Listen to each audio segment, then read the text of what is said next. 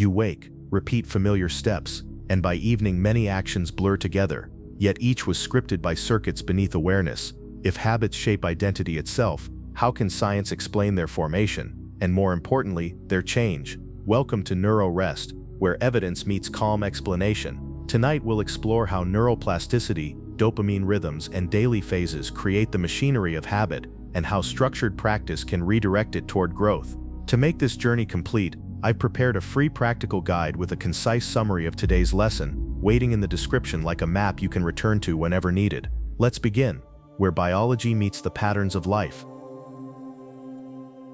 When we talk about habits, we are talking about the invisible architecture of daily life.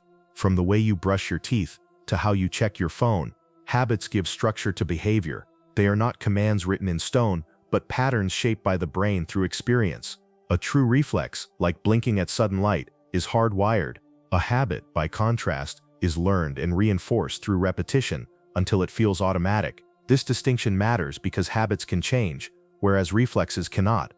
The nervous system seeks efficiency. Without habits, every morning would be a puzzle. Which shoe to put on first, which route to take to work, even how to hold a toothbrush. Instead, habits free the mind for higher reasoning by transferring routine actions to subcortical circuits. Neuroscientists estimate that a large share of daily waking behavior is habitual. This efficiency allows you to focus on new challenges while the background routines run smoothly. Yet it also means unhelpful patterns can persist, sometimes unnoticed, until they conflict with goals. Understanding habits through the lens of neuroscience means looking at learning. Learning here is not memorizing facts but reshaping the brain itself, a property called neuroplasticity.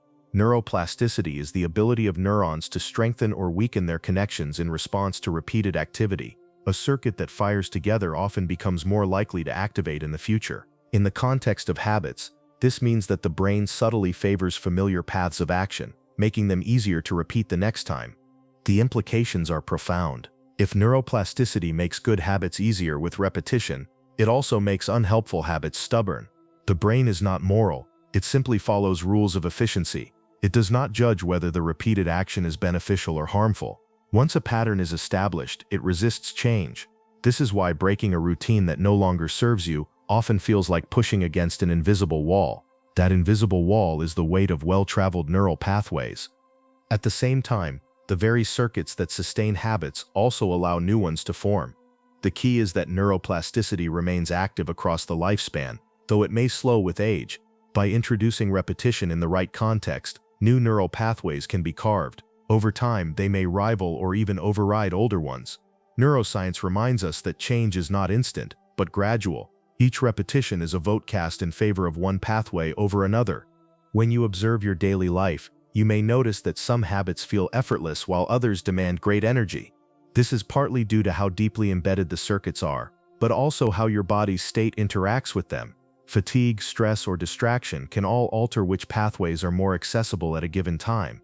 Later, we will name this friction between desired action and inner state. For now, it is enough to note that the nervous system is a living landscape, and habits are the trails etched across it by time and use. As you reflect, consider that habits are neither friend nor foe in themselves. They are the brain's solution to managing limited attention and energy. The question is which habits you want to keep running silently in the background, and which ones you would rather rewire. Recognizing that your daily patterns are built into your nervous system is the first step toward changing them with understanding rather than frustration. And so we begin our exploration, from recognizing the difference between reflex and habit, toward uncovering the cellular engines that make these patterns possible. In the next stage, we will see how habits emerge not only from repetition, but from the deeper process of neuroplasticity itself. A habit is more than a repeated action. It is a physical change in the brain. Neuroplasticity, the ability of neurons to alter their connections, is the foundation of this change. When you practice a behavior, certain neurons communicate with each other in a reliable sequence. With time, the strength of those connections grows, making the signal easier to repeat. This is often summarized by the phrase, cells that fire together, wire together. In practice, it means that every brushstroke, every keystroke, every repeated choice slowly shapes the circuitry that makes the next repetition more likely. The brain communicates using both electrical signals and chemicals called neurotransmitters. Imagine one neuron sending a pulse down its axon, releasing molecules across a tiny gap. and the next neuron receiving that message. The more often this happens in a specific pathway, the more efficient it becomes. Proteins on the receiving neuron become more sensitive, and even new physical connections may sprout. Over time, the pathway becomes like a well-worn trail in a forest, easier to follow, harder to avoid. This is the biological essence of habit formation. Plasticity is not only about strengthening. Circuits can weaken if they are not used. This is sometimes called pruning, where synapses that are rarely activated simply dissolve. The nervous system is economical. It invests resources where they are needed and withdraws them from paths that are idle. This dual process, strengthening with use, weakening without, ensures that habits are not just formed but sculpted according to the demands of life. At a larger scale, entire regions of the brain work together to guide habits. The basal ganglia, a set of deep structures beneath the cortex, are particularly important. Within them, certain loops specialize in initiating action, while others suppress competing actions. Habits depend on these loops becoming tuned by repetition. When a behavior is consistently rewarding or efficient, the go circuits are reinforced. When a behavior is consistently avoided or unrewarded, the no-go circuits become more dominant. This balancing act allows habits to feel automatic without taking over every aspect of behavior. Evidence from brain imaging shows that when people first learn a new behavior, activity is widespread across many cortical regions. Attention and deliberate thought are required, but as the behavior becomes habitual, activity shifts inward toward the basal ganglia and motor circuits. The action demands less conscious control. This transition reflects the migration of a behavior from flexible learning to automatic execution. What begins as effort eventually becomes routine. Plasticity is not limitless. It is gated by neuromodulators, chemical signals that set the brain's readiness to change. Dopamine, for example, is central to motivation and reinforcement. When a behavior is followed by something rewarding, dopamine release strengthens the pathways that led to that behavior. This is one reason habits linked to immediate pleasure form so readily. Other neuromodulators, such as serotonin and acetylcholine, also influence the pace and direction of habit learning. Without them, repetition alone would not always be enough. The pace of habit formation varies. Some circuits adapt quickly, while others resist. A walk after dinner may become routine within weeks for one person, yet take months for another. This variability reflects differences in brain chemistry, stress levels, and even genetics. It reminds us that there is no single timetable for habit formation. What matters is that the underlying mechanism, repeated activation of neural circuits under the right conditions, remains the same. The practical implication is hopeful. Even if a habit feels elusive, every repetition is a small act of rewiring. Neuroplasticity is not dramatic in the moment. It is subtle and cumulative. The brain records effort even when the outcome is not perfect. Each attempt is like adding another thread to a rope, gradually increasing its strength. Over time, the rope can bear the weight of behavior without conscious strain. As we move forward, it is important to recognize that habits are not only shaped by repetition, but also by the inner state of the body. Fatigue, stress, or calmness can alter how easily circuits activate and whether a behavior feels within reach. In the next stage, we will explore this idea more closely, examining the role of friction between intention and state, and how it influences the success or failure of habit change. If habits are the trails etched in the brain, then the terrain you walk on each day is your internal state. Neuroscience shows that habits do not exist in isolation. They are always filtered through how alert, stressed, calm, or fatigued you feel. This interplay between state and action is what determines whether a habit comes easily or feels like an uphill climb. To capture this idea, consider the concept of limbic friction. Though not a formal term in textbooks, it is a useful shorthand. Limbic friction is the resistance you feel when your body and mind are not aligned with the action you wish to take. It is the strain of trying to meditate while your thoughts race, or the heaviness of forcing yourself to exercise when you are sluggish. The higher the friction, the greater the energy needed to execute a habit. Two broad states often create this friction. In one, the nervous system is overactivated, heart racing, thoughts scattered, attention darting. In this anxious state, it can be difficult to settle into calm, reflective habits like reading or mindful breathing. In the other, the system is underactivated, body heavy, mind dull, energy low. In this fatigued state, it can be hard to initiate active habits like exercise or focused work. In both cases, the barrier is not lack of desire, but mismatch between state and action. These states reflect the workings of the autonomic nervous system, the seesaw between alertness and relaxation that operates beneath conscious control. Ideally, the system balances itself across the day, but stress, poor sleep, or irregular routines can tip it off balance, making certain habits much harder to access. Understanding this explains why willpower alone often fails. The nervous system itself may not be in the right mode for the behavior you intend. This is why two people can differ so greatly in how quickly they adopt the same habit. In a classic study, participants tried to form the simple habit of walking after dinner. Some succeeded in just 18 days. Others needed 254 days. The difference was not intelligence or discipline, but how much limbic friction each person faced. For one, the walk might align with existing energy and routines. For another, it may clash with fatigue, stress, or competing urges, making each repetition harder to sustain. Limbic friction can be measured subjectively. How much activation energy do you feel you must summon to begin? For some habits, the answer may be little to none. They flow effortlessly, even enjoyably. For others, the answer may be high. You must push yourself, negotiate with yourself, or delay repeatedly before acting. This self-awareness is powerful. It reveals which habits are already supported by your internal state and which require deliberate strategies to reduce friction. One such strategy is to identify linchpin habits. These are behaviors that, once performed, make many other habits easier to execute. Exercise is a common example. For someone who enjoys it, a morning run may not only be easy to initiate, but also improve mood, focus, and sleep, creating favorable conditions for other habits like healthy eating or productivity. Linchpin habits act like keystones in an arch. They hold the structure together and reduce friction for everything that follows. The lesson here is that not all habits are equal. Some drain energy because they oppose your current state. Others generate energy that spills over into the rest of life. By learning to distinguish between them, you can design routines that are more sustainable. Rather than fighting your nervous system at every step, you can work with its rhythms. As you consider your own habits, ask which ones feel uphill, which ones flow downhill, and which ones open doors for others. Mapping habits this way is not just an exercise in self-reflection. It is the groundwork for applying neuroscience principles to real life. In the sections ahead, we will see how to use reward, timing, and repetition to tilt the terrain in your favor, lowering limbic friction and strengthening the neural pathways you want to keep. To understand why some habits stick with ease while others slip away, we must consider the role of reward. The brain does not only record what we do, it records whether the outcome is better, worse, or the same as expected. This is called reward prediction error, and it is the engine that powers habit learning. When you anticipate a reward, and it arrives, your brain releases dopamine.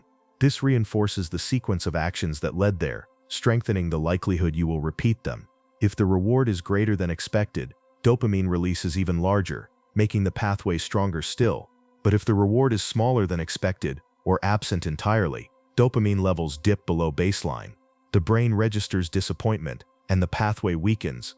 This mechanism explains why immediate pleasures, like checking a phone notification, form such stubborn habits.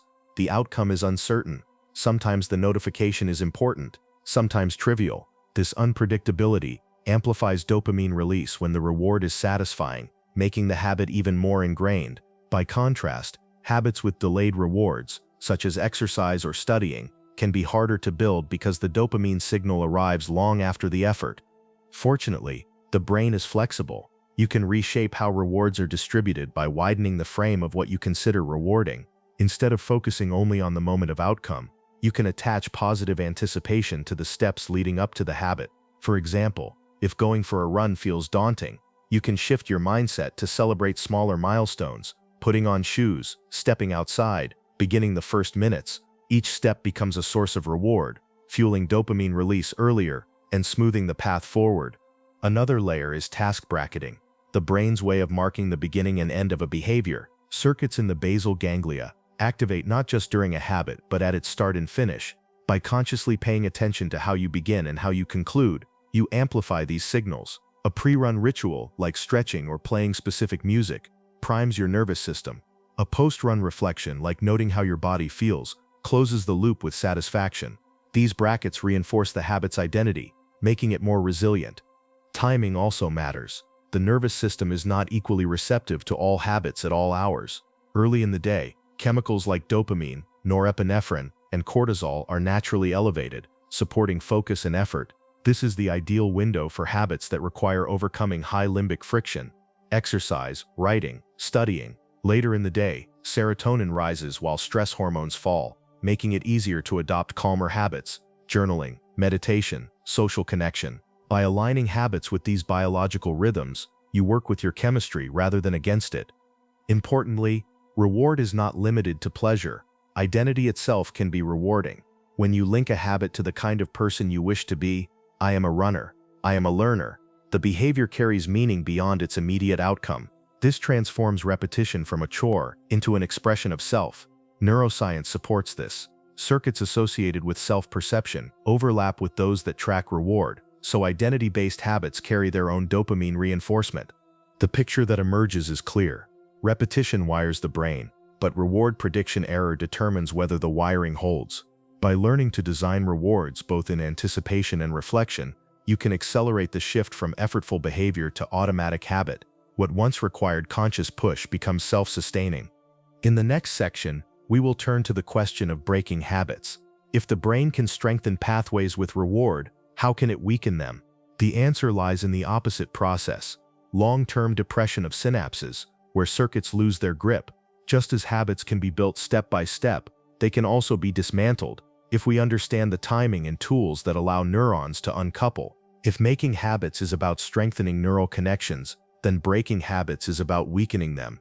The brain has a mechanism for this, known as long-term depression, LTD. Despite its name, LTD is not about mood.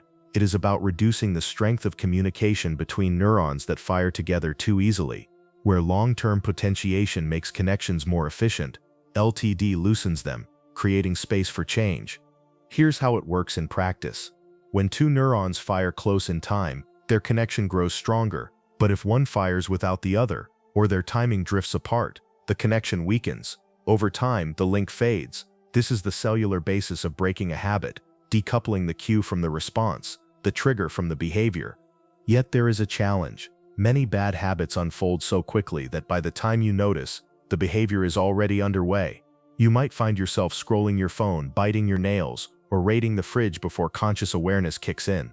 Punishment and reminders rarely work here, because they come too late or are too weak to override the automatic loop. A more effective approach is to focus on the moments after the habit occurs. Neuroscience shows that the circuits responsible for the habit are still active immediately afterward, making this a window of opportunity. If you insert a new behavior right after the old one, you begin to reshape the chain. For instance, if you catch yourself checking your phone unnecessarily, you could immediately stand up, take a deep breath, or drink a glass of water. By consistently pairing the old habit with a new, healthier action, you create interference that weakens the original loop. This strategy leverages the brain's wiring rules. Instead of trying to block the habit at its start, a nearly impossible task for reflexive behaviors, you attach something new to its end. Over time, the bad habit is no longer a closed loop. It becomes an open sequence that shifts into different territory. The original neural link is diluted, while the replacement behavior grows stronger. Another principle is state awareness. Many unwanted habits emerge when limbic friction is low in the wrong direction. You are tired, stressed, or distracted, and so you slide into behaviors that require little effort but bring quick relief. By becoming aware of your state, asking, "Am I anxious or depleted right now?" you can better predict when a bad habit is most likely to surface. With this foresight, you can prepare replacement behaviors in advance. Of course, some habits are more deeply entrenched, particularly those tied to strong dopamine spikes like gambling, compulsive social media, or addictive substances. In these cases, the replacement strategy may need reinforcement through environmental design, removing cues, setting up accountability, or adding real consequences. For severe addictions, professional help is essential, as the circuits involved are amplified beyond what simple substitution can easily undo. Still, for everyday habits, the science is hopeful. Habits are not erased overnight, but they are malleable. Each time you redirect the loop, you apply pressure on the connections that hold it together. With repetition, the grip loosens, and the unwanted behavior fades into the background of memory. The key is patience. Just as habits can take weeks or months to form, they can take just as long to dissolve. The nervous system is conservative. It holds on to patterns that have served you, even if they no longer do. But by consistently pairing old habits with new endings, you send a clear message: this pattern is no longer useful. Eventually, the brain rewires accordingly. In the next section, we will integrate both sides, making and breaking into a practical program. By aligning your efforts with your brain's rhythms and plasticity rules, you can form habits faster, dismantle unwanted ones more effectively, and design routines that support lasting change. We now arrive at the practical question: how do you put this science into action? Understanding neuroplasticity, dopamine, limbic friction, and task bracketing is powerful, but without a system, it can feel abstract. The good news is that the science points us toward clear programs for habit design. One approach is the phase-based framework, which divides the day into 3 biologically distinct periods. Phase 1, 0-8 hours after waking. Dopamine and norepinephrine are naturally high, making this the best window for habits that require high effort: exercise, studying, writing, or anything with strong limbic friction. Supporting tools include light exposure, movement, cold showers, caffeine, or fasting, all of which amplify alertness. Phase 2, 9-14 hours after waking. Stress hormones decline and serotonin rises.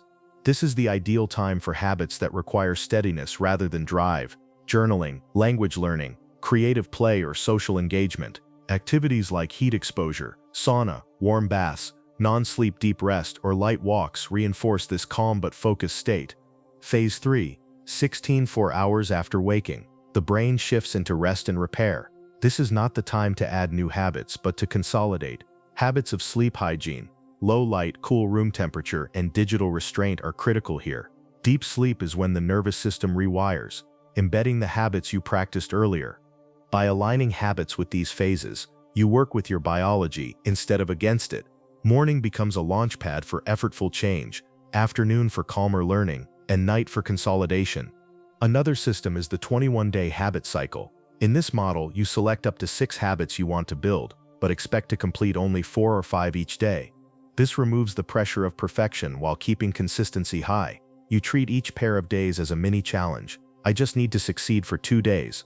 After 21 days, you stop adding new habits and simply observe which ones stuck naturally. The following 21 days serve as a test phase. If the habits survive without deliberate force, they are truly embedded. Only then should you consider adding new ones.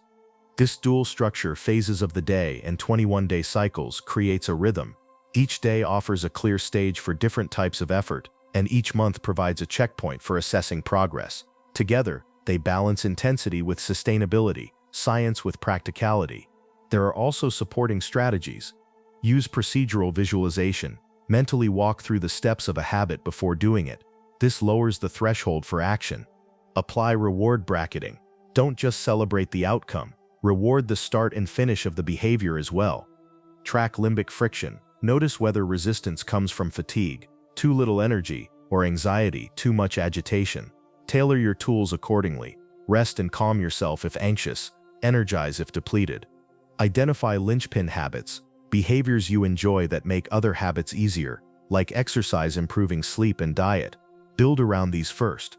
Ultimately, habit change is not about willpower alone. It is about designing the conditions where willpower is needed least. By structuring your environment, aligning with your biology, and rewarding not just success but the process, you create a system where habits form and fade almost naturally. In the next and final section, we will bring these threads together into a practical roadmap, a step-by-step guide you can follow to make and break habits in alignment with your brain and body. We now arrive at the integrative roadmap, the place where the science of circuits and chemistry transforms into a simple process you can follow day by day. This roadmap draws from everything we have explored: neuroplasticity, task bracketing, reward prediction error, and phase-based biology. Think of it less as a rigid rulebook and more as a compass, one that points you toward the conditions in which habits can most easily form or dissolve. Begin by choosing fewer habits than you think you need. The nervous system resists overload. Select 1 or 2 that matter most, perhaps moving your body more regularly or reducing a reflexive behavior like phone checking. Later, you can layer on additional changes, but an overstuffed plan only raises limbic friction. Next, anchor those habits within the daily phases. Place high-effort changes in the early hours when dopamine and adrenaline are naturally abundant. Place reflective or restorative practices in the second half of the day, when serotonin supports steadier attention. Protect your evenings for sleep hygiene, because that is when the actual rewiring occurs. By doing this, you align the timing of your effort with the natural ebb and flow of your biology. Now apply procedural memory rehearsal. Each morning, briefly imagine the steps required for your habit: lacing shoes, walking out the door, beginning movement, or opening a notebook, writing the first line, continuing for a session. This small visualization primes the circuits involved and makes the real action feel less effortful. Then practice reward bracketing. Anticipate the beginning of the habit, acknowledge the effort required during the habit, and savor the state that follows. By widening the window of reward, you train your brain to associate motivation not just with the result, but with the whole process. To prevent habits from collapsing under pressure, use the 21-day cycle. Commit to your chosen behaviors for 3 weeks, expecting some misses, and then pause. For the following 3 weeks, observe which habits persist without deliberate force. These are the ones that have migrated into deeper neural circuits. Only after this observation phase should you add new goals. For breaking habits, harness long-term depression mechanisms. Each time an unwanted behavior occurs, immediately insert a small positive alternative. If you find yourself checking your phone reflexively, place it down and drink water, stretch, or perform a brief calming breath. This interrupts the closed loop of the old behavior and rewires the sequence into an open loop that weakens over time. As you navigate this roadmap, be gentle with variability. Some habits may take days to form, others months. The measure is not perfection but direction, whether friction gradually declines, and whether automaticity slowly increases. By noticing small shifts, you reinforce the belief that change is occurring, and that belief itself fuels further plasticity. At its heart, this roadmap is about rhythm: effort in the morning, reflection in the afternoon, restoration at night, cycles of 21 days of building, followed by 21 days of testing, rehearsal before, reward after, replacement when needed. The brain thrives on patterns, and when those patterns respect its natural design, change ceases to feel like constant struggle and begins to feel like gentle momentum. And so, making and breaking habits becomes less about battling yourself and more about aligning with what your nervous system already knows how to do: adapt. With structure, patience, and compassion, the brain and body will meet you halfway, carrying your intentions into action and your actions into lasting identity. As we bring this journey to a close, it is important to slow the rhythm, letting the mind gently transition from active learning into a state of quiet integration. The science has been dense: circuits, molecules, and methods, but beneath all of that complexity is a simple truth: the brain is built to change. It is wired to form pathways from repetition, to weaken them through neglect, and to sculpt identity through the habits that remain. Imagine your nervous system as a river delta. Each action is like a stream carving its way through the sand. With each repetition, the channel deepens, and water flows there more easily. Breaking a habit does not mean erasing the riverbed. Rather, it means digging new streams that gradually redirect the current. Over time, the landscape itself changes, and what once felt inevitable becomes distant. Rest, therefore, is not just a pause between efforts, but the very soil in which plasticity settles. In sleep, in stillness, in those moments of quiet presence, neurons stabilize their new connections. To honor rest is to honor the biology of learning itself. You may find that the science gives you a reassuring frame, knowing that variability is normal, that friction decreases with repetition, that plasticity can work for you as much as against you. All of this can soften self-judgment. You are not fighting against willpower alone. You are working with the machinery of adaptation that every human inherits. As you reflect on your own habits, invite gentleness. Perhaps one change feels urgent, another feels intimidating, another feels distant but important. Begin with what is most available. Celebrate effort as much as outcome. Trust that small actions, when repeated under the right conditions, carve pathways just as deeply as large, dramatic changes. Now let the pace ease even further. Let the concepts settle without the need to rehearse them. You have absorbed what is needed. The details will return when recalled. For now, you can simply rest in the knowledge that change is possible, that the brain is ready, and that your attention and consistency are the levers to move it. Thank you for joining this exploration of the science of making and breaking habits. May the understanding accompany you into your days, and may the quiet that follows support your rest tonight. This lecture, like all in this series, is for educational purposes only, and is not medical advice. For guidance on personal health or treatment, always consult a qualified clinician. Habits live at the crossroads between deliberate choices and automatic patterns. a dynamic balance that neuroscientists often frame as a dialogue between goal-directed and habitual systems. At its core, a habit begins as a deliberate choice. You might decide to take a walk after dinner, prepare a healthier meal, or practice a skill. At this early stage, the behavior is fragile. It demands conscious attention, planning, and often some negotiation with your own resistance.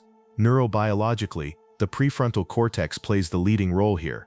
This region is responsible for evaluating outcomes, comparing possible options, and guiding behavior according to your goals. Each repetition strengthens the network that links prefrontal areas to deeper structures such as the striatum, the amygdala, and the hippocampus. In those early days, habits are not automatic at all. They are rehearsed intentions. As repetition unfolds, the dialogue shifts. The dorsomedial striatum, associated with flexible and goal-oriented learning, gradually hands over control to the dorsolateral striatum. This region specializes in efficiency. It does not weigh every possibility, but instead recognizes familiar cues and runs a stored pattern.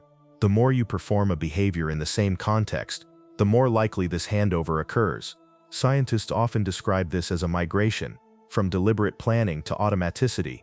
In simple terms, the brain moves from "why am I doing this?" to "I just do this when the cue arrives." This dual system has important implications. The goal-directed mode allows adaptation. If the environment changes, say the walking path is blocked or your schedule shifts, the flexible circuits can adjust. The habit mode, by contrast, trades flexibility for speed and consistency. That is why once a behavior becomes truly habitual, it resists disruption. Neural efficiency makes the circuit fire with less input. The cost is rigidity. Even if the habit no longer serves your long-term goals, the brain repeats it automatically. This shift between goal-directed and habitual modes is influenced by dopamine, the neurotransmitter that encodes reward prediction. Early in learning, dopamine spikes track success and signal that the effort was worthwhile. Over time, the dopamine signal moves earlier, attaching to the cues that predict the action. A sound, a sight, or even an internal state becomes the trigger. That is why you might crave a certain snack as soon as you walk into the kitchen, even if you were not hungry before. The cue-driven surge in dopamine favors the habitual circuit, nudging behavior forward with little conscious oversight. Importantly, habits do not live in isolation. The prefrontal cortex can reassert itself, overriding the habitual loop if the stakes are high enough. For instance, imagine you always drive home on autopilot, but today you need to stop at a store. A conscious reminder recruits the goal-directed system, interrupts the automatic route, and redirects your actions. This interplay highlights that habits are not prisons. They are default programs that can be updated when necessary. Yet the effort required depends on context, stress, and available mental energy. When you are tired or distracted, habits often win. Researchers also point out that this duality can be leveraged for personal growth. Goal-directed systems are excellent for setting intentions and experimenting with new routines. Habitual systems, once engaged, are excellent for preserving energy and maintaining stability. If you deliberately design the cues around you, arranging your workspace, structuring your environment, or linking a desired action to an existing routine, you make it easier for the habit circuit to take over in ways that serve your goals. This is sometimes called habit scaffolding, where you build deliberate structures until the brain internalizes them. There are, however, limits. Because habitual circuits are efficient, they can also preserve harmful routines. An individual may know that a certain behavior undermines health, yet the automatic loop continues.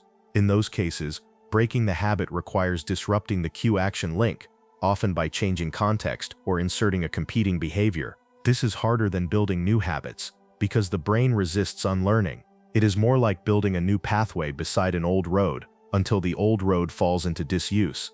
Reflecting on this balance can bring some compassion to the process of change.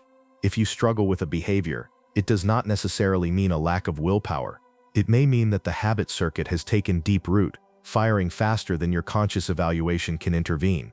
Recognizing this can reduce frustration and redirect energy toward designing better cues, strengthening supportive routines, and knowing when to lean on deliberate planning. As we leave this section, notice how your own life contains a mix of flexible and automatic behaviors. Some are still fragile, dependent on choice and attention. Others feel locked in, performed almost without thought. This duality is not a flaw, it is a fundamental property of the nervous system. By understanding how the brain moves between these modes, you can more wisely decide which patterns to cultivate and which to gently reroute, In the next section, we will look more closely at how dopamine acts, not just as a motivator, but as a sculptor, reshaping circuits according to timing, prediction, and the surprising power of small cues. At the heart of habit formation lies dopamine, a molecule often misunderstood. In popular language, dopamine is labeled the pleasure chemical. In neuroscience, it is something more precise and more powerful, a prediction signal. Each burst of dopamine tells your brain whether reality matched, exceeded, or fell short of expectation. This process, called reward prediction error, is what gradually shapes habits. Imagine you try a new morning routine, perhaps stretching, journaling, or brewing coffee. On the first day, the novelty and reward feel high. Dopamine surges in response, not just to the act itself but also to the surprise that it worked or felt good. The next day, your brain begins to anticipate that reward as soon as you see the journal or smell the coffee. Over repetitions, the dopamine peak moves earlier, from the action to the cue. Soon the sight of the notebook or the aroma of beans is enough to trigger the motivation. This migration of dopamine is what makes habits sticky. The cue itself becomes charged with drive. This dynamic also explains why habits are so variable across individuals. In one famous study by Lally and colleagues 2010, participants attempted to adopt a simple behavior, a walk after dinner. Some wired it in within 18 days. For others, it took more than 200. The difference was not just in discipline, it was in how dopamine signaled prediction and reward for each person. If the cues aligned well with their internal state, learning was fast. If not, the loop took much longer to establish. Crucially, dopamine is about motivation, not satisfaction. The burst that drives you to act is distinct from the calm pleasure that follows. This is why you can crave a behavior even if it no longer brings you joy. Think of checking your phone. The anticipation spike compels you, yet the actual scroll may feel hollow. Habits can persist long after the reward has faded because the circuitry linking cue and action has been reinforced by countless dopamine signals. This mechanism also opens a door for conscious influence. By carefully designing the cues that precede an action, you can teach your brain to release dopamine in contexts that support your goals. For instance, if you want to make exercise routine, you might always begin by playing the same playlist or wearing the same gear. Over time, those cues themselves will carry motivational weight. You will not need to summon willpower. The system runs on its own fuel. However, dopamine has a shadow side. When prediction fails, when you expect a reward and do not receive it, dopamine dips below baseline. This produces a sense of disappointment and lowers motivation for that path. If it happens repeatedly, the habit extinguishes. This principle is useful for breaking habits. If you can interrupt the link between cue and expected reward, the dopamine system gradually devalues the loop. For example, if every time you crave a sugary snack you substitute a different action, over time the craving loses force. The prediction error rewrites the circuit. Another subtlety is timing. Dopamine bursts are sharp and transient. The closer in time a reward follows an action, the stronger the reinforcement. This is why instant feedback, a checkmark, a small acknowledgement, a micro-celebration can accelerate learning. Long delays dilute the effect. For habits that yield benefits only after weeks or months, the challenge is to create proximal cues and rewards that bridge the gap. Scientists sometimes call this reward bundling, where you attach a small immediate pleasure to a behavior whose true payoff is distant. Dopamine also interacts with stress and state of body. When you are sleep deprived, for instance, baseline dopamine is lower, and the system becomes less sensitive. Actions that normally feel motivating may seem dull. Conversely, mild stress can heighten dopamine release, sharpening motivation. This partly explains why deadlines can jolt us into action.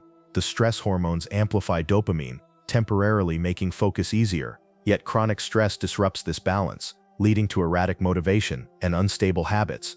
Understanding dopamine as a teaching signal reframes the challenge of habit building. It is not about brute discipline, but about strategically aligning cues, actions, and outcomes so that dopamine naturally reinforces what matters. You can think of yourself as a designer of prediction errors, rewarding small successes, surprising yourself with progress, and gently starving the circuits that no longer serve you. As you reflect on your own patterns, notice which cues trigger desire before the action itself. That is where dopamine has migrated. Recognizing this migration gives you leverage. You can amplify it for the behaviors you value and redirect it away from those you do not. In the next section, we will explore how limbic friction, the resistance you feel when tired, distracted, or anxious, interacts with dopamine to determine whether a habit sticks or slips. The concept of automaticity is central to understanding habits. Automaticity refers to the stage at which a behavior, once effortful, becomes nearly effortless.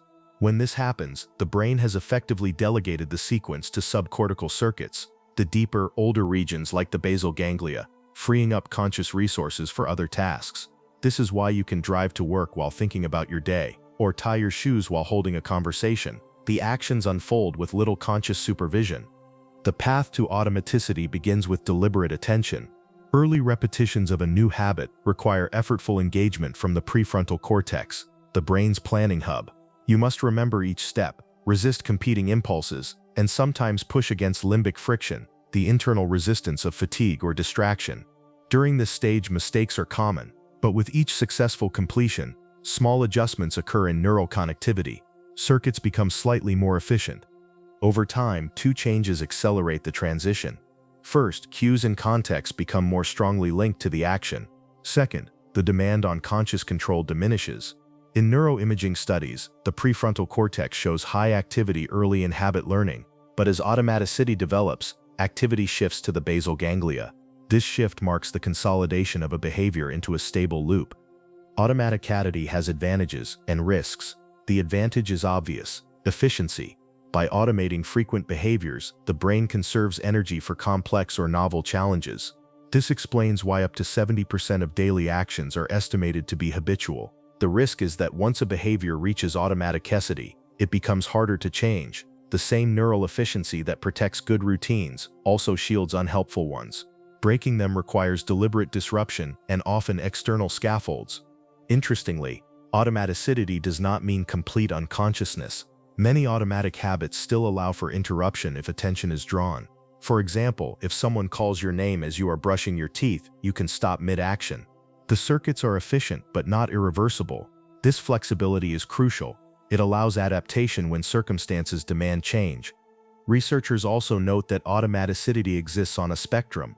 Some habits are deeply ingrained and context-independent, brushing teeth, locking a door. Others are lighter, requiring only partial attention, such as checking email upon opening a laptop.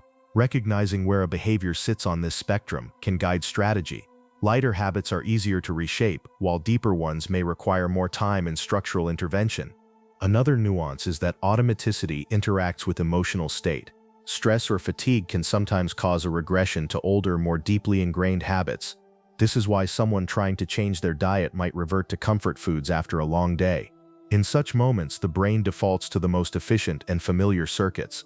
Recognizing this tendency helps explain setbacks and underscores the need for supportive structures during vulnerable states. The journey to automaticity also highlights the role of consistency. Each repetition in a stable context strengthens the neural imprint. This is why routines, same place, same time, same sequence, accelerate habit formation. However, once a habit is fully automatic, context becomes less critical. The brain can execute the behavior across environments. This is the hallmark of strong habit strength: low dependence on setting, low requirement for conscious effort. Practical tools can help accelerate automaticity. One is implementation intentions. If X happens, then I will do Y. These pre-decisions reduce the need for in-the-moment willpower, effectively training the brain to respond automatically to cues. Another is habit stacking, where a new behavior is linked directly to an existing automatic habit. For instance, adding a short stretch right after brushing teeth harnesses the existing automatic loop to anchor the new action. Ultimately, automaticity is the goal of most habit change: to move from effortful struggle to effortless flow. Yet it is worth remembering that the very efficiency of this system means habits, once installed, are not easily erased. The brain is not designed to delete circuits but to overwrite or redirect them.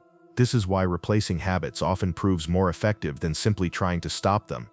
As you reflect on your own life, consider which behaviors have already reached automaticity and which remain fragile. By identifying them, you can decide where to invest attention and where to let the system run on autopilot. In the next section, we will explore the role of procedural memory rehearsal, the act of mentally stepping through the sequence of a habit, and how this primes the nervous system for faster and more resilient habit acquisition. Procedural memory rehearsal is the quiet internal act of running through a behavior in the mind's eye. Athletes visualize movements before competitions. Musicians mentally practice passages without touching their instruments, and surgeons sometimes review each step of a procedure before entering the operating room. Far from being abstract or merely psychological, this practice engages many of the same neural circuits involved in real performance. At its core, procedural memory rehearsal activates the hippocampus and neocortex to simulate sequences. These brain regions, normally responsible for encoding and retrieving episodic and procedural memories, recruit motor-related circuits during visualization. Functional imaging studies show that when people imagine performing an action, regions of the motor cortex light up, though at lower intensity than during actual movement. This sub-threshold activation primes neurons, lowering the barrier for firing when the real action occurs. This mechanism is explained by Hebbian learning. Neurons that fire together wire together. Even in imagination, co-activation of sensory and motor neurons strengthens synaptic connections. Over time, this repeated rehearsal makes the execution of the actual behavior smoother and more efficient. The NMDA receptor, critical for synaptic plasticity, plays a central role, serving as the molecular gatekeeper that decides whether rehearsal-induced activity is enough to alter circuits. The practical implication is profound. You can prepare your brain for habits without always engaging in full physical practice. For someone trying to adopt a new morning routine, mentally walking through each step, rising, drinking water, stepping outside, breathing deeply, can reduce friction when the moment arrives. The nervous system, already familiar with the sequence, requires less activation energy to initiate. Research supports this effect. In studies of motor skill acquisition, individuals who combined physical practice with mental rehearsal learned faster and retained skills longer than those who practiced physically alone. Similarly, in rehabilitation contexts, stroke patients who mentally rehearsed movements alongside therapy showed greater recovery than those who did therapy alone. The brain accepts mental simulation as partial training, banking the repetitions as if they were real. An important nuance is specificity. The more detailed and stepwise the rehearsal, the more effective it becomes. Vague daydreaming does not carry the same impact as structured sequential visualization. Attention to sensory detail, the feel of the floor underfoot, the sound of water running, the breath rhythm, deepens the imprint. The nervous system encodes not only actions but also context, preparing a more faithful replica of the real experience. There is also value in rehearsing challenges. Imagining obstacles and mentally practicing responses can inoculate the brain against disruption. For instance, if you anticipate that fatigue or distraction might tempt you away from a planned workout, mentally rehearsing the moment of hesitation and your response of lacing up shoes anyway increases the likelihood of follow-through.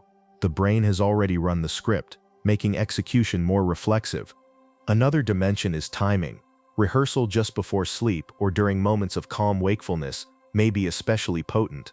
These states engage neural replay, a phenomenon where the brain reactivates recent activity patterns to consolidate learning.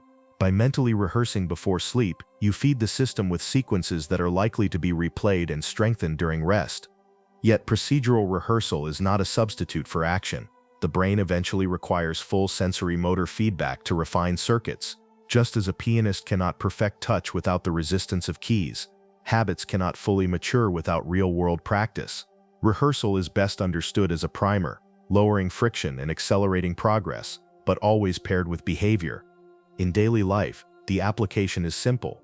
Before initiating a new habit, take a minute to close your eyes and mentally walk through it. Do not rush. Attend to each step in sequence, from beginning to end. If possible, include the cue that triggers the habit and the feeling of completion afterward. With repetition, this rehearsal becomes its own mini-habit, one that amplifies the likelihood of success in the behaviors it supports.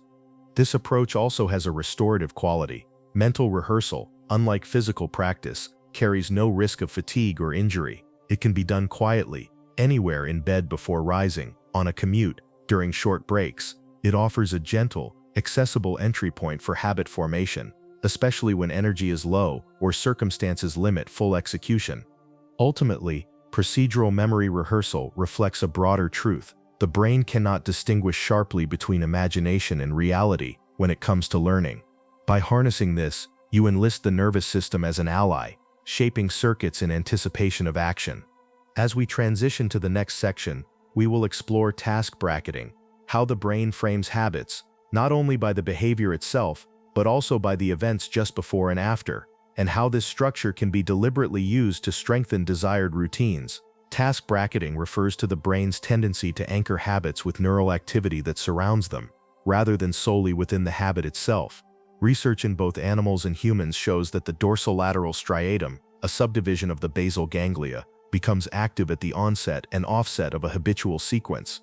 It is less engaged during the middle of the habit, when motor and sensory circuits execute the behavior directly.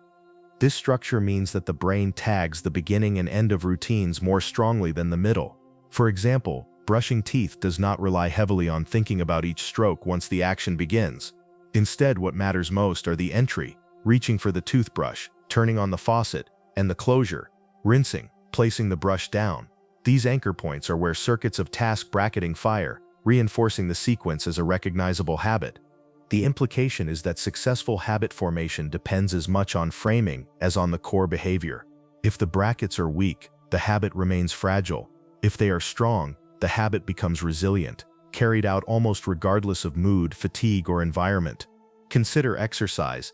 Many people struggle not with the workout itself but with starting and finishing it. The bracket at the beginning might be putting on workout clothes or stepping outside. At the end, it might be showering or logging the session. These bookends become reliable signals that frame the behavior, making it easier to repeat. Over time, the brain learns, when this bracket occurs, the habit follows. From a neural perspective, this pattern reflects the balance between go and no-go pathways in the basal ganglia. The go pathway promotes initiation of an action, while the no-go pathway suppresses alternatives.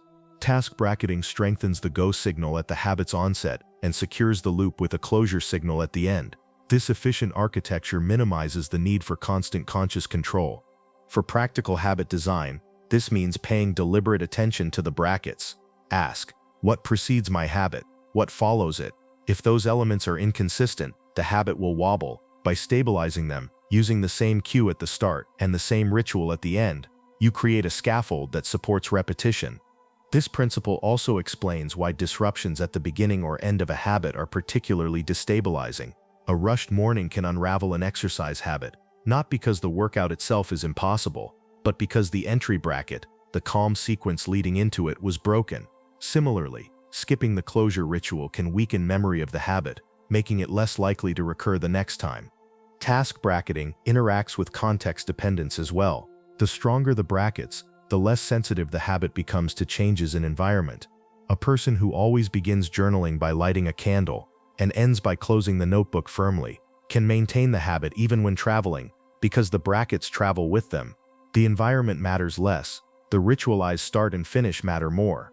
Importantly, task bracketing does not mean rigid scheduling. It is not necessary to perform a habit at exactly the same clock time each day. What matters is the consistency of the sequence that surrounds it.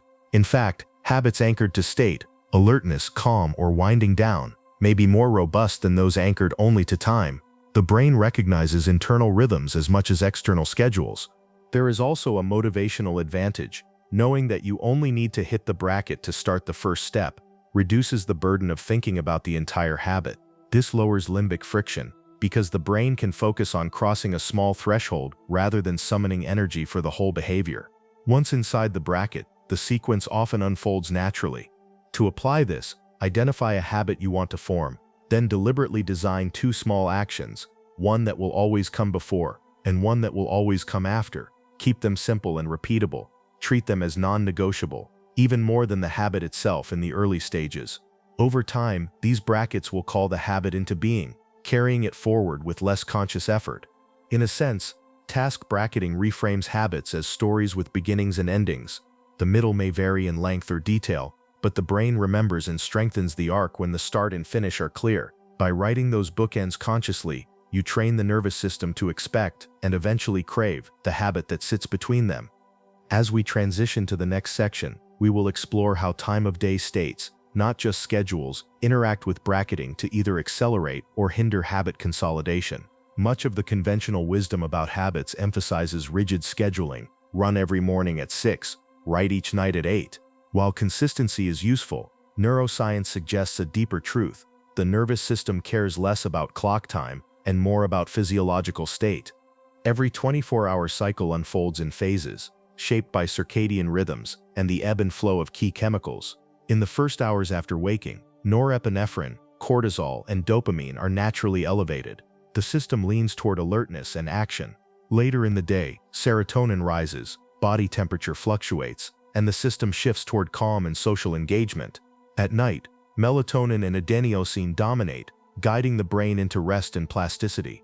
This biological choreography means that habit formation is best supported when the type of habit matches the state. High-friction habits, those requiring the most effort, find traction in the early phase, when dopamine and norepinephrine provide the energy to overcome resistance. Low-friction or soothing habits, journaling, stretching, reflective study, fit better in the later phase, when the system is winding down. Anchoring habits to phases rather than exact times also increases resilience. Imagine a traveler who wakes at 5 a.m. one day and 8 a.m. the next. If their exercise habit is always at 6, it collapses. But if the habit is within the first 3 hours of waking, the bracket remains intact regardless of time zone. This flexibility aligns with how the brain naturally encodes routines, state, not clock. There is also evidence that consolidation, the process of strengthening new circuits into long-term habits, depends on matching behaviors with these phases. Plasticity triggered during high dopamine states in the morning is cemented during the deep rest of night. Similarly, calming practices performed in the serotonin-rich afternoons are more easily associated with relaxation and recovery. The brain weaves experience into durable patterns when the chemistry supports it. This reframing has practical consequences. It reduces the anxiety of missing the window. If you cannot meditate at 7 p.m., you can still do it in the broader calming phase of the late afternoon or evening. The biology is forgiving. What matters is consistency within the phase, not the minute on the clock. Designing habits this way also allows stacking. By grouping habits into phases, action-oriented in the morning, restorative in the evening, you build synergistic clusters. The state itself becomes a cue, lowering limbic friction because the brain recognizes this is the mode where these habits belong. It is worth noting that some people feel naturally inverted, more alert at night, sluggish in the morning. While genetics and environment play roles, the same principle applies. Identify when your system provides energy versus calm, and align habits accordingly. For many, this means nudging rhythms gradually toward a healthier alignment with natural light-dark cycles, but the foundation remains state-driven design. One challenge is modern environments filled with artificial light, caffeine, and digital stimulation. These can blur biological phases, creating a kind of jet lag without travel. If states are disrupted, habits weaken. Supporting the natural rhythms with morning light exposure, evening dimness, mindful caffeine timing, indirectly strengthens habits by preserving the integrity of phases. In essence, the lesson is this: habits live in biological landscapes, not just in calendars.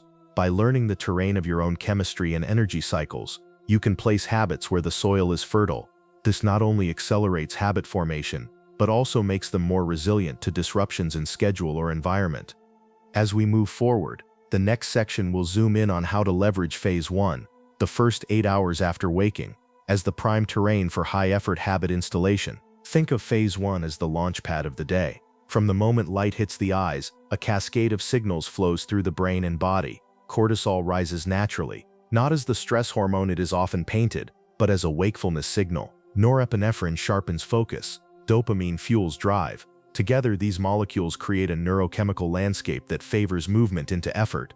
This is why the morning is the best terrain for high-friction habits, the ones that otherwise feel heavy. Writing that chapter, tackling deep study, engaging in cardiovascular exercise, initiating meditation when the mind resists. The biology is already tilted toward energy and activation. To delay such habits until later in the day is to push against a shifting tide of chemistry that favors calm and winding down. Practical anchors can amplify this phase. Light exposure within the first 30 minutes of waking locks the circadian clock, boosting alertness not just in the morning, but across the day. Physical movement, even brief, raises body temperature and further reinforces the go signal. Cold exposure, or caffeine, can stack onto this chemistry, sharpening focus. For those who prefer fasting in the morning, the mild stress of nutrient absence synergizes with norepinephrine to keep the system alert. The nervous system encodes these conditions as context. If you consistently place your hardest habit into this phase, surrounded by these anchors, it becomes easier to repeat. The act begins to require less negotiation. The circuits that represent resistance weaken. Over days and weeks, the heavy task becomes lighter. Yet variability exists. Some mornings bring fatigue, distraction, or stress. Here it is helpful to remember that limbic friction is not eliminated, only lowered. The activation energy is reduced, but not erased. The key is to enter the sequence, however small. 5 minutes of writing can still activate the procedural memory that supports an hour the next day. 10 push-ups can bridge to a longer workout later. Action, even scaled down, maintains the bracket. Another important aspect of Phase 1 is identity linkage. When habits are placed consistently in this window, they become woven into self-concept. The brain begins to categorize. Morning is when I exercise, or morning is when I create. This reduces decision fatigue and further lowers friction. The habit ceases to be just an action. It becomes part of who you are. One caution: digital distractions in this phase can hijack the chemistry. If the first dopamine spikes come from checking messages or scrolling feeds, the nervous system encodes that as the morning habit. That channel deepens quickly, and it competes with higher value behaviors. Protecting the early phase from this hijack is one of the most powerful interventions you can make. Phase 1 is therefore not just about what you do, but about what you deliberately exclude. By carving this space as a container for high-friction habits, supported by natural chemistry and free from competing cues, you create conditions where even the hardest behaviors can be installed with greater ease. As we shift to the next section, we will explore Phase 2, the afternoon and early evening window, and how its neurochemical profile supports low-friction, restorative, and creative habits. If the morning is about propulsion, the afternoon is about integration. By the middle of the day, the body's chemistry is no longer tuned for maximum output. The adrenaline pulse that opened the day has softened. Dopamine's sharp edges have dulled. Instead, serotonin, the molecule often associated with mood stability and contentment, rises. The nervous system begins a gentle descent toward balance. This shift does not mean the system is unproductive. Quite the opposite. It becomes fertile ground for habits that require reflection, connection, and creativity. Activities like journaling, language learning, musical practice, or gentle exercise find resonance here. These are not about overcoming massive friction, but about sustaining momentum and weaving meaning. Phase 2 is also the right terrain for restorative practices. Short bouts of non-sleep deep rest, NSDR, meditation, or even mindful walks can act as anchors. Far from taking time away, these practices amplify the neuroplasticity triggered earlier in the day. The brain uses these moments of calm to replay, reorganize, and embed the circuits formed in Phase 1. There is another dimension to this phase: social engagement. The serotonergic shift supports cooperative behavior and empathy. Conversations, collaborative projects, or even shared meals can benefit from the natural chemistry of this window. Habits that involve interaction, mentoring, teamwork, or family rituals tend to install more easily here. Yet Phase 2 has its vulnerabilities. Many experience a dip in energy during the early afternoon. Rather than fighting this with excessive caffeine, which can disrupt sleep hours later, the biology suggests leaning into it. A 20-minute NSDR or brief nap can restore alertness without derailing the natural descent into evening. In this way, rest itself becomes a habit that supports all others. Designing habits in this window requires honesty about effort. Attempting to force high-friction tasks here often results in frustration, procrastination, or inconsistent execution. By contrast, matching habits to the chemistry, creative, reflective, social, or restorative, harnesses the natural slope of the system. The result is not just higher compliance, but a deeper sense of alignment. One practical tool is habit clustering. By grouping 2-3 lower friction habits into this phase, for example 20 minutes of journaling followed by a walk, then preparing a nourishing meal, the state itself becomes the cue. The brain begins to recognize Phase 2 as the time for renewal and integration. This reduces the need for willpower, since the cluster triggers itself. Light exposure also plays a subtle role. While morning light drives wakefulness, evening light cues the system to begin its descent. Viewing sunlight in the late afternoon helps adjust circadian rhythms, preparing the body for sleep later. Dimmer, warmer light indoors reinforces the biology. Protecting this light profile indirectly strengthens evening habits by ensuring they are embedded in the correct state. Ultimately, Phase 2 is about transition. It is the bridge between the driven energy of the morning and the deep recovery of the night. By aligning habits to this chemistry, you allow the nervous system to do what it does best: learn through rhythm, not force. In the next section, we will move into Phase 3, the final stage of the 24-hour cycle, where rest, sleep, and consolidation complete the habit loop. If Phase 1 launches action and Phase 2 integrates it, Phase 3 secures it. The hours after sunset, as light dims and physiology shifts toward rest, are not passive. They are when the brain performs its most profound work, locking in the wiring of the day. Neuroplasticity has two stages. The first is induction, the act of learning or practicing, which destabilizes existing neural circuits and sets conditions for change. The second is consolidation, the actual rewiring, which occurs almost entirely during deep rest and sleep. Without Phase 3, Phase 1 and 2 cannot complete their work. Sleep is the central habit here. Its architecture unfolds in cycles, stages of light sleep, deep slow-wave sleep, and REM. Deep sleep stabilizes physical recovery, growth hormone pulses, tissues repair, energy stores replenish. REM sleep integrates emotional experiences and enhances creativity. Together, they act as the biological save button. Habits around sleep hygiene are therefore linchpin habits. Low light exposure in the evening, avoiding bright screens, overhead LEDs, or late-night scrolling, allows melatonin to rise. A cool room supports the natural drop in body temperature that initiates sleep. Consistency in sleep and wake times anchors circadian rhythms, making every other habit easier. Nutrition plays a subtler role. Large meals or stimulants too close to bedtime can delay sleep onset and fragment its quality. Conversely, ensuring sufficient nutrients earlier in the day, especially proteins and micronutrients that support neurotransmitter balance, strengthens the biological platform for sleep. Even hydration has nuance. Adequate water intake earlier prevents disruptive thirst later. One overlooked element is emotional decompression. The nervous system cannot easily shift from high sympathetic arousal, emails, arguments, news, into the parasympathetic state required for sleep. Rituals of downshifting matter. Reading, breathwork, warm baths, or reflective journaling act as signals. The active day is over. These rituals, repeated consistently, become embedded as cues. Phase 3 is also a time for memory pruning. Not all circuits survive the night. The brain selectively strengthens patterns that were repeated or emotionally salient, while weakening those deemed irrelevant. This is how habits form. The repeated action, bracketed by morning activation and evening consolidation, becomes privileged in the neural hierarchy.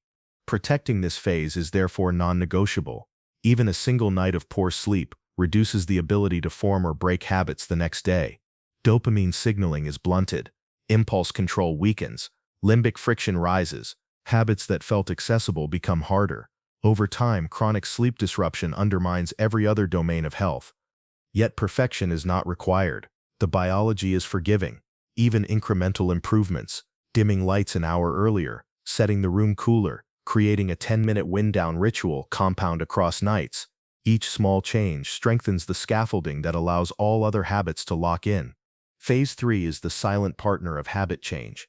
It does not announce itself with effort or struggle, but without it, effort goes wasted. With it, even modest actions gain permanence. In the next section, we will explore automaticity, how repetition and neuroplasticity together transform effortful habits into reflexive behaviors. Automaticity is the holy grail of habit science. It is the moment when what once required grit and negotiation now unfolds effortlessly. Like brushing teeth, tying shoes, or flipping a light switch, the action becomes reflexive. The brain has outsourced it to a circuit that runs with minimal oversight. Neuroscience explains this transition as the migration of memory. Early in learning, the hippocampus, the brain's recording studio for new experiences, is highly active. It encodes the sequence of steps, holds them online, and rehearses them. Over time, with repetition, those patterns are transferred to the neocortex and basal ganglia, where they become stable motor and cognitive routines. This transfer is why you can ride a bike years after your last attempt. But automaticity is not simply about repetition. It is about consistency across states. A habit achieves strength when it can be performed, whether tired, stressed, traveling, or distracted. If you only meditate in a quiet room, the habit is fragile. If you can drop into it at an airport gate or after a chaotic day, it has matured into resilience. Limbic friction is the other dimension. In early stages, habits require conscious override. You feel the internal resistance, the "I don't want to." Over time, this resistance diminishes. The action no longer triggers negotiation. It simply happens. Measuring habit strength, then, is about noticing how much internal effort it still demands. Automaticity frees cognitive resources. The brain has finite capacity for willpower and working memory. By delegating routines to automatic circuits, space opens for higher-order thinking, creativity, and problem-solving. In this way, habits are not constraints but enablers. They create bandwidth for growth.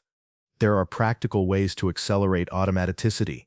One is context variation. Performing the habit across different settings trains the brain to decouple it from a single cue. Another is habit stacking, linking the new behavior to an established one. For example, always journaling after brushing your teeth leverages an existing automatic anchor. Repetition matters, but repetition with variability and linking is what cements durability. Reward prediction error also plays a role. Each time the habit feels easier than expected, or delivers a subtle positive outcome, dopamine reinforces the circuit. These micro-rewards accumulate. Over weeks and months, the habit no longer feels like something you should do. It feels like part of who you are. Identity is the deepest layer. Automaticity reaches its peak when the habit aligns with self-concept. You no longer run because you're trying to get in shape. You run because you are a runner. You no longer meditate because an app nudged you. You meditate because you are someone who values clarity. The behavior and the identity fuse. Automaticity is not perfection. Habits can still be disrupted by illness, trauma, or major life changes, but the stronger the habit, the faster it recovers. Like a deep groove in a record, it pulls the needle back into alignment. This resilience is the real gift of automaticity, not rigidity but return. In the next section, we will explore a practical tool to enhance automaticity, procedural visualization, and how mentally rehearsing a habit strengthens its neural circuit. Visualization has long been used by athletes, musicians, and performers. Neuroscience now explains why it works. The brain does not fully distinguish between imagined and real action. When you mentally rehearse tying your shoes, shooting a free throw, or sitting down to write, the motor and cognitive circuits involved activate in similar patterns. The muscles may remain still, but the neural pathways strengthen. This effect is mediated by procedural memory. Episodic memory recalls events, what happened at yesterday's meeting. Procedural memory encodes sequences, how to perform a task, step by step. When you visualize a habit, you are invoking procedural memory, scripting the sequence in advance. Each rehearsal lowers the threshold for actual execution. Hebbian plasticity explains the mechanism. Neurons that fire together wire together. When the visualization activates a network, the connections between neurons subtly strengthen. The next time you attempt the behavior physically, it takes less effort to light up the circuit. Over repetitions, the dominoes fall more smoothly. Consider the example of post-dinner walks. If you visualize finishing a meal, standing up, putting on shoes, stepping outside, and walking around the block, your nervous system is already partially engaged. When the real moment arrives, resistance is reduced. You have rehearsed the path. The brain treats it as familiar. Research shows even a single session of detailed visualization can increase the probability of habit performance. Athletes who mentally practice lifts or routines improve nearly as much as those who perform partial physical training. Stroke patients who visualize moving a limb show enhanced recovery. The principle applies broadly. What the brain simulates, it prepares for. For habit formation, visualization is most effective when concrete. Vague imagery, I see myself exercising, is weak. Procedural detail matters. Where you will be, what clothes you will wear, what the first step looks like, how you will transition to the next. The more precise the script, the stronger the neural rehearsal. Timing matters too. Visualization performed shortly before the intended habit amplifies readiness. Doing it in the morning about an evening walk, or just before a study session, is like priming the pump. The brain enters the sequence already leaning forward. Visualization is not a substitute for action. Neuroplasticity requires real-world execution to complete the circuit. But as a supplement, especially in the early stages when limbic friction is high, it tilts the balance toward follow-through. An additional benefit is error correction. In the mental space, you can rehearse challenges. What if it rains? What if you're tired? What if someone interrupts? Visualizing your response to obstacles builds resilience. The brain encodes not just the habit, but the contingencies. This is why elite performers practice visualization as rigorously as physical training. They know that what the mind rehearses, the body executes with less hesitation. For everyday habits, walks, journaling, workouts, nutrition, The same principle applies. Automaticity may take weeks or months to emerge. Visualization accelerates the trajectory.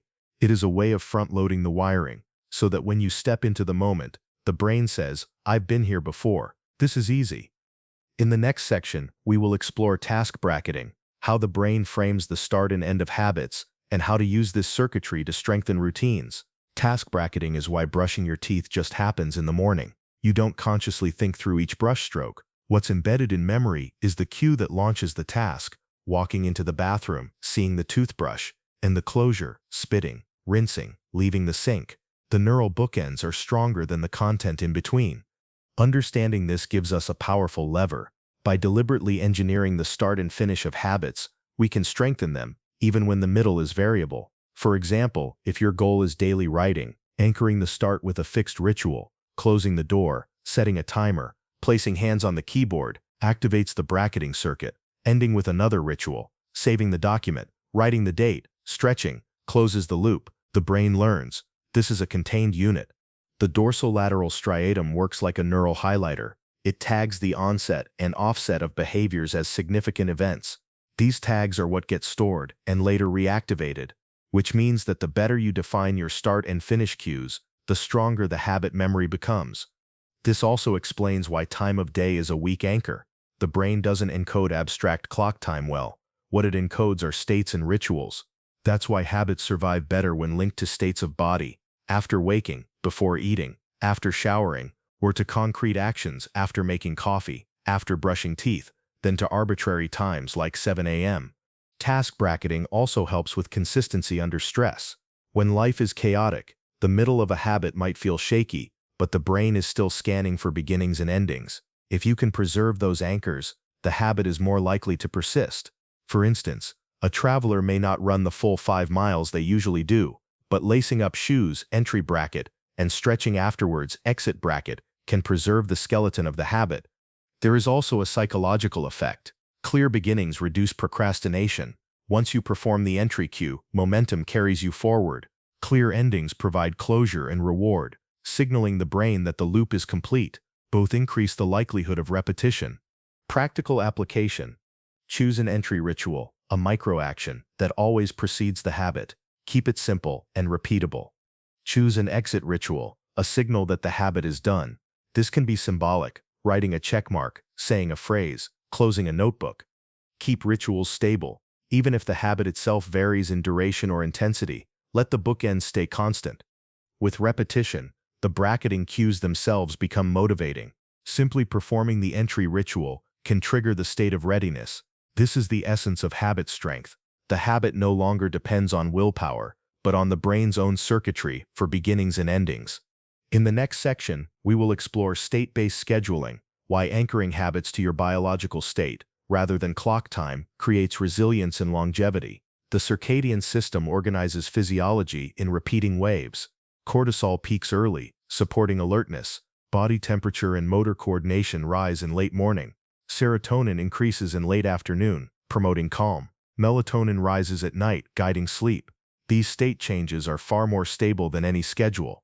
Most people have tried time boxing, scheduling exercise at 7 a.m. or writing at 8 p.m. While this can work for short periods, long-term consistency often fails. Why? Because life disrupts clock-based scheduling. A meeting runs late, a child wakes early, a flight shifts sleep cycles, but states are always available: waking, eating, working, relaxing. Anchoring to states allows habits to survive across contexts. For example, linking exercise to within 2 hours of waking leverages natural cortisol and dopamine peaks. Linking reading or journaling to after dinner leverages the serotonin-rich reflective state. Linking sleep prep to first moment of darkness exposure aligns with melatonin release. Each habit rides the body's own rhythms rather than fighting them. Practical steps. Neurochemically, the basal ganglia integrate not just sensory cues but interoceptive signals: heart rate, hormone levels, energy states. These become the true time markers of habits.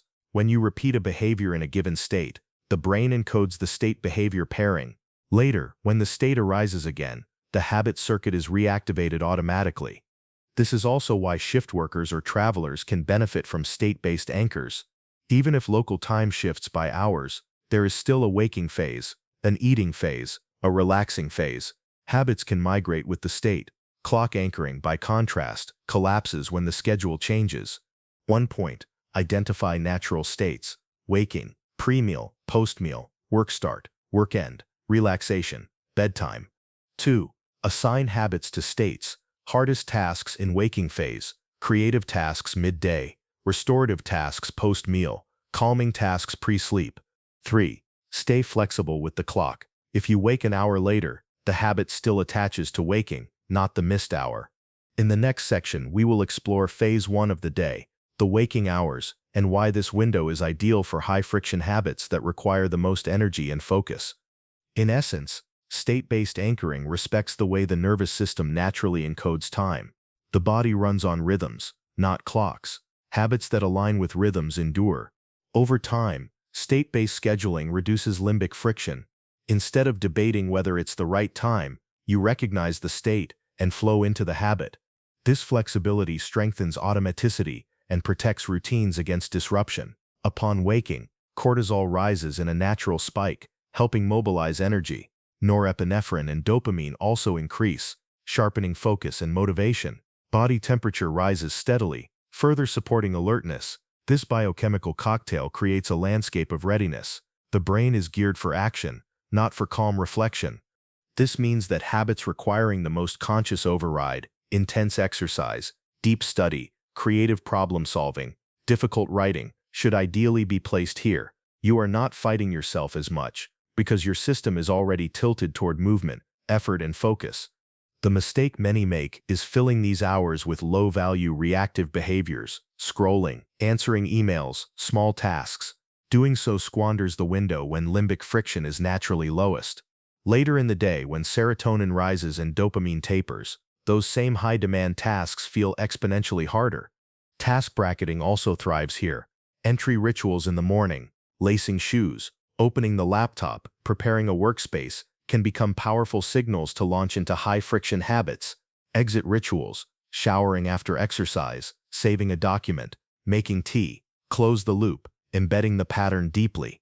Science of habit variability reminds us, some habits may take 18 days to consolidate, others 2054. But phase 1 accelerates the process by maximizing neuroplasticity triggers. Strong dopamine release paired with effort teaches the brain, this matters. Over time, the same effort requires less friction. Practical steps. Reserve phase 1. Protect the first few hours for high-impact habits. Delay reactive tasks until later phases. Front-load effort. If only one habit survives your day, let it be the hardest one completed in this window. Support the state. Light exposure, hydration, movement, or caffeine can amplify the neurochemical landscape. A final insight. Identity-based habits flourish in phase 1. When you perform hard habits here, you reinforce not just the action but the self-concept. I am the kind of person who starts the day with what matters most. This identity-level reinforcement makes the habit far more resilient than goal-chasing alone. Phase 1 is the launch pad. By aligning with biology instead of clock time, by bracketing tasks with deliberate cues, and by aiming high-friction behaviors into this window, you transform mornings into a lever that shapes the rest of the day, and over weeks and months, the rest of life. This closes the arc of habit science, from limbic friction, to task bracketing, to state-based scheduling, to the power of phase 1. The nervous system gives us the map. Our job is simply to follow it with consistency, patience, and curiosity.